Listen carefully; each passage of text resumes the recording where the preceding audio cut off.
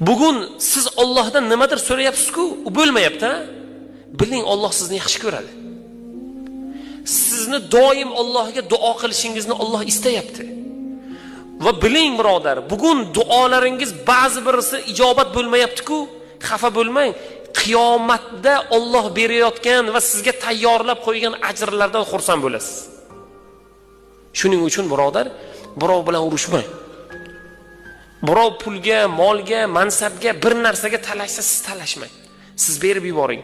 Siz berib yuborganingiz evaziga Alloh sizga qanchadan qancha ko'p narsa berishligini qiyomatda ko'ramiz birodar.